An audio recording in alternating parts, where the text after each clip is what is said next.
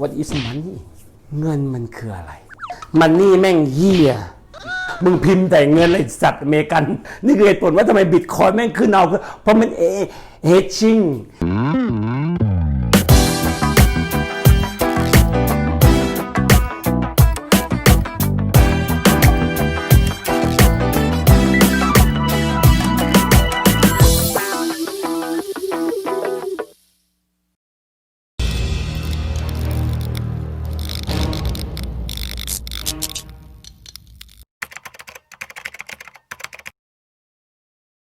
เบียร์เถื่อนบิตคอยแล้วมันเกี่ยวเหี้ยอะไรกันพี่จะมักจะตอบว่ามันเป็นเรื่องเดียวกัน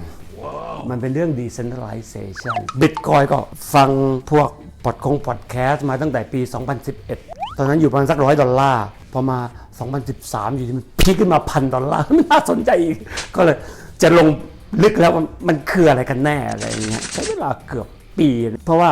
เวลาไปจะทำอะไรอย่างเงี้ยมันต้องตอบคำถามหนึ่งให้ได้ว่า why แม่งต้องมีใครสักคนคิดบิตคอยขึ้นมาอะไรเงี้ย why พอพี่ได้คำตอบว่า why เสร็จปั๊บสมองก็ถูกระเบิดหมดเลยไอ้เหี้ยพวกมึงอยู่กันเป็นเฟกกันทั้งหมดเลยวันนี้ศึกษาบิตคอยเสร็จปั๊บมันก็เกิดคำถามโง่ๆอีก2คำถามแรก What is money เงินมันคืออะไรไม่มีใครเคยตั้งคำถามครูก็ไม่สอนมัธยมไม่สอนมหาลัยไม่เคยสอน What is money พี่ได้คำตอบว่า money คืออะไรก็ได้ money คือ nothing money คือไม่มีค่าอะไรเลยเห็นกระดาษใบนี้เสร็จปั๊บเนี่ยคนส่วนใหญ่มันจะเห็นกระดาษใบนี้เป็นเงินไว้ซื้อแลกเปลี่ยนโน่นนี่นั่นกระดาษกับ value คือของจริงกระดาษไม่มีค่าเหี้ยอะไรมันนี่คือตัว storage value คือของจริงมันนี่จะเป็นเชี่ยอะไรก็ได้จะเป็นเกลือจะเป็นเปลือกหอยจะเป็นเชี่ยอะไรก็ได้แล้วมันก็เปลี่ยนมาเรื่อยๆนะ value มันสื่อสารไม่ได้มนุษย์มันโคตรฉลาดมันก็เลยทำ value ให้มันเป็น object ขึ้นมาเพื่อเราจะได้จับต้องพูดคุยกันอย่างเข้าใจ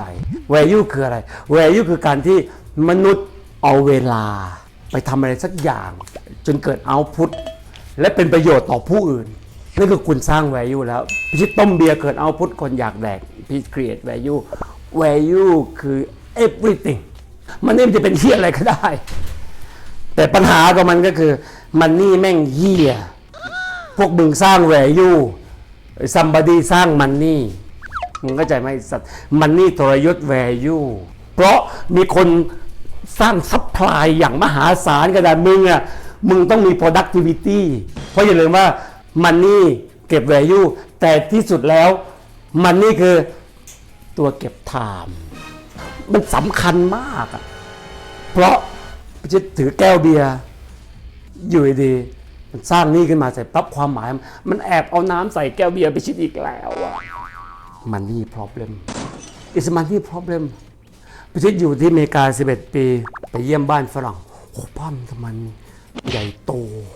รถแม่ง3 คันมึงก็ไม่ได้ขยันอะไรมากมายวายแม่กูตื่นตี 3กรีดยางพ่อกูตื่น7 โมงเช้าไปทำงานถูพื้นโรงพยาบาลทำงานกันอย่างหนักเลยคนไทยมึงไม่ได้เห็นทำเหี้ยอะไรเลยทำไมมึงอยู่กันอย่างอลังการงานสร้างไอ้ซัด something wrong กับโลกใบนี้ something wrong ก็นี่คือคำถามที่มันอยู่ในหัวมาตลอดเวลาว่ามันต้อง something wrong จนกระทั่งวันนี้จบหมดทุกอย่างเลยไอ้เหี้ยมึงพิมพ์แต่เงินไอ้สัตว์อเมริกันมึงพิมพ์แต่เงินปล่อยให้โลกทั้งโลก create value จริงๆแล้วเงินมันก็เป็นตัวแทนของทอง1971 ปีที่พิชิตเกิดนิกสันวันนี้มึงไม่สามารถเอากระดาษสีเขียวมาแลกกับทองได้แล้วอะไรเงี้ยนั่นคือวันที่ Empire เริ่มเหี้ยมาเรื่อยๆทำไมมันประกาศอย่าร้างกันระหว่างทองกับกระดาษสีเขียวเพราะมันไม่รู้จะเอาเงินที่ไหนไปจ่ายค่าสงครามเวียดนามสัตว์ทุกครั้งที่เราพิมพ์เงินทุกครั้งที่เราสร้างมันนี่ซัพพลายเนี่ยความหมายว่ามึงกำลังจะเอา value ที่กำลังจะเกิดขึ้นในอนาคตเนี่ยมาแดกก่อนตอนนี้วันนี้เนี่ยความเหี้ยคือเงินล้นโลกเพราะมันพิมพ์เท่าไหร่ก็ได้พระเจ้าโควิดมาเร่งปฏิกิริยาในการสร้างสติมูลัสเพื่อจะสร้างมันนี่ซัพพลายอีกนี่คือเหตุผลว่าทำไมบิตคอยน์แม่งขึ้นเอาเพราะมัน hedging บิตคอยมันไม่สามารถจะสร้างมันนี่ซัพพลายขึ้นมาได้อีกแล้วก็จะไม่มีอยู่แค่นี้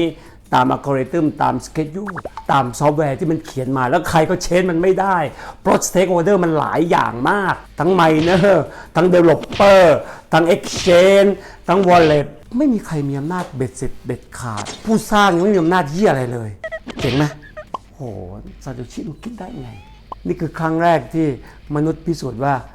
อำนาจอยู่นอกเหนือจากผู้สร้างโอ้โหอลังการมากพอมึงเจอโปรโตคอลบิตคอยขึ้นมาเสร็จปั๊บไอ้สัตว์มันเป็นไปได้พอมาถึงจุดนี้เสร็จปั๊บก็เลยรู้เลยว่ามัน something wrong กับเงินมากๆคำถามที่สองที่โผล่ขึ้นมาหลังจากที่ไล่ลอจิกแล้วทองมีค่าได้ไงวะ